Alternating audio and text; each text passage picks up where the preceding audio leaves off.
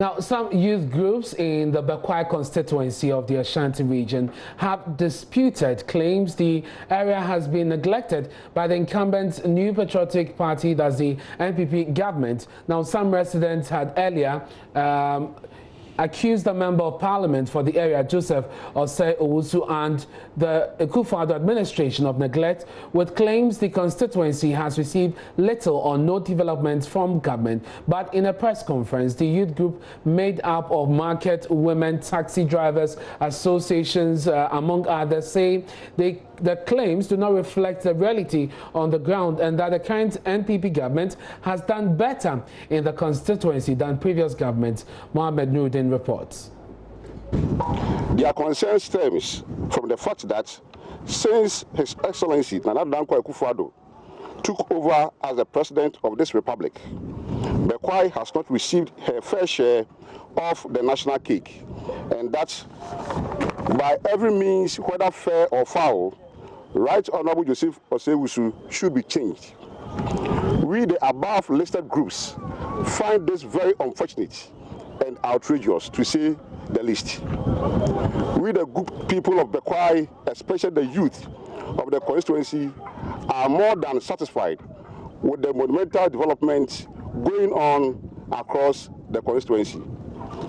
Since the Fourth Republic, our constituency has not received such a massive development than we are seeing today under the able leadership of Honorable Joseph Osei Owusu.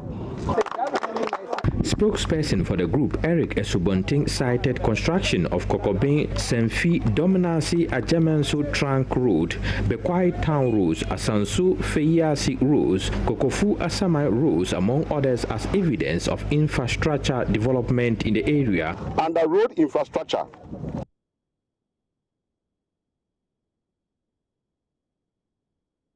now, let's go live now to the Ashanti region. My colleague Ohime Interior is on standby to bring us some more on the situation at Obom, where a number of supporters of some disqualified aspiring NPP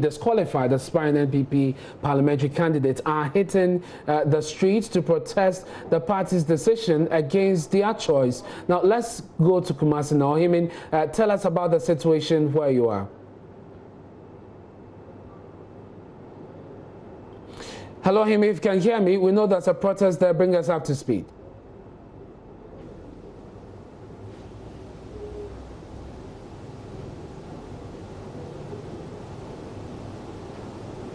Apologies, we're unable to get to him interior there. We'll bring you that update in Kumasi, where we know that there is a protest by a youth group there. They are protesting, challenging. They are not happy with the decision of the party to disqualify their preferred candidate for the upcoming primaries set for June 20.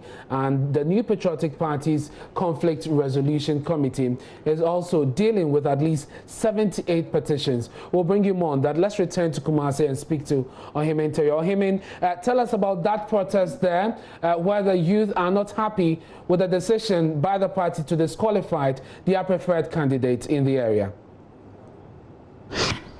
Yes, Evans, a while ago we had information that police have stormed a Noboam community in the Dwabe municipality of the Ashanti region, where some supporters of the NPP have canvassed and unmasked themselves here against the decision by party leadership to disqualify two of the aspiring candidates in favor of the incumbent NPP MP, the person of Amapoma Boateng. So the supporters of Francis Owusu Echao, a mining consultant, and Alex Kwesi Opoku upon say they have picked vital information that there have been machinations and attempts by the regional executives to disqualify these aspirants, and that it's not something that they will not accept. And so this morning they prepared themselves, came up with a sheep, a bottle of schnapp, and at the riverside, this is where we are now, the Asuoso riverside. This is where they pour libation and invited cases on anybody who will be involved in attempts and machinations to disqualify these two parliamentary aspirants. Ohime, do we know what the ground for disqualification is?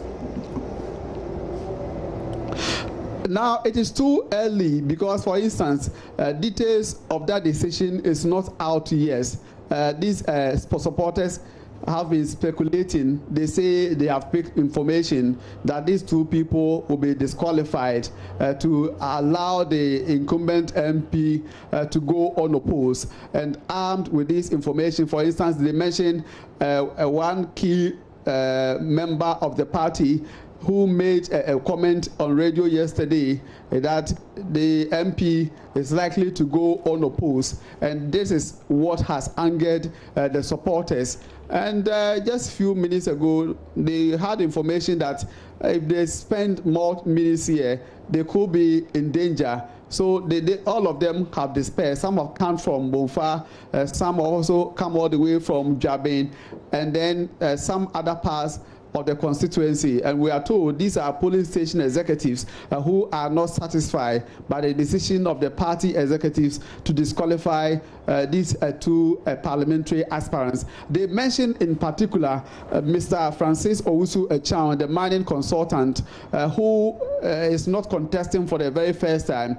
This probably is his third attempt at the party's parliamentary seat. And they think that this is the time for him to be also elected to represent the party at the constituency level in parliament. So for him to disqualify with one other person, that is what has angered the supporters. So they have cursed anybody who probably will have a hand in the disqualification of these two aspirants to allow the MP to go unopposed. I wonder if you're able to tell us more about this mining consultant and his work in the constituency. How popular is he? For the supporters, he's a very popular man because this is not the first time he's eyeing the seat. This will be his third attempt, they say. And he's somebody who has been in touch with the party executives, NPP party members, and they've been speaking good of him. So they believe for somebody who has been with them, even at their doorsteps, he's been with them at funerals and all that. And they want him at this time around to be given opportunity to represent them in parliament. And that is how come they are not happy that this is somebody who has been a lot of help to the party. He has provided all that the party needed to nurture itself at the constituency level. And so they would have wished that he's given the opportunity, he's given the nod to contest, and even if he loses, then they will be satisfied. But to say that this man and one other person has been disqualified at the vetting process is something that they are not enthused at all. And you mentioned that police stormed the area. Is that to suggest they didn't seek permission from the police to protest, and have there been any arrests? For the party supporters, their action was not hit the streets per se, but to go to the riverside and perform this ride. So the indication is that yes, they didn't pick any police permit to warrant any gathering of that nature, especially in the community.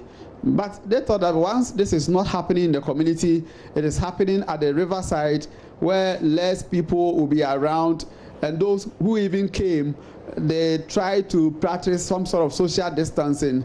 It's not something that they needed a police support or police permit before they could go ahead with today's exercise.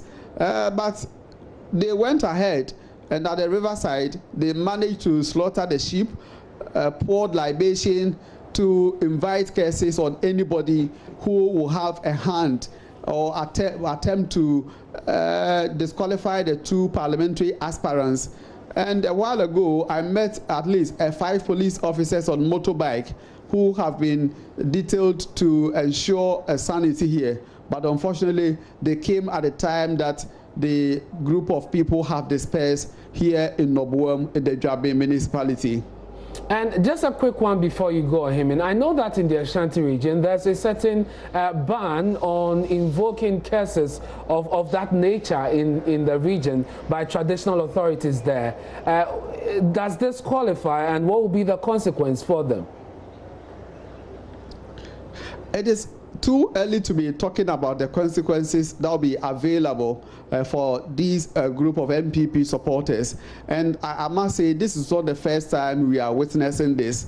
Prior to the 2008 elections, yes, I remember the then NDC regional chairman, Nana Ohene Ajekum, invited journalists and in the front of cameras invoked curses on anybody who will attempt to steal the elections for the NPP then.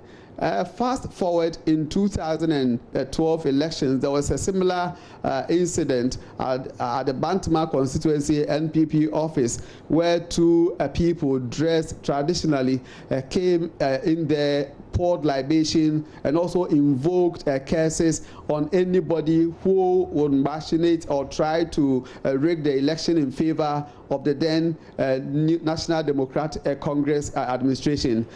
And now we are seeing this. Yes, traditionally, there's a ban on curses, invocation of curses in general. The Asantehene Otumfo Osetutu abhors such a practice. But nonetheless, there are people, especially politicians, who have taken advantage, even in the face of the ban, to invoke curses when they are not supposed to do this. So we'll be finding out from the traditional authority, especially this is on the land of the Josomai Hine and then the Jabe Hine. We'll try and find out from them what these actions mean to the traditional authorities and what they intend doing about this whole scenario here. Well, Himin, thank you very much for bringing us up to speed with the situation at the Joabin constituency, where some young people are not happy with a certain decision by the party to disqualify two parliamentary aspirants there who are contesting the incumbent member of parliament for the area. We'll be following up closely on this, and we'll bring you more in our subsequent bulletins.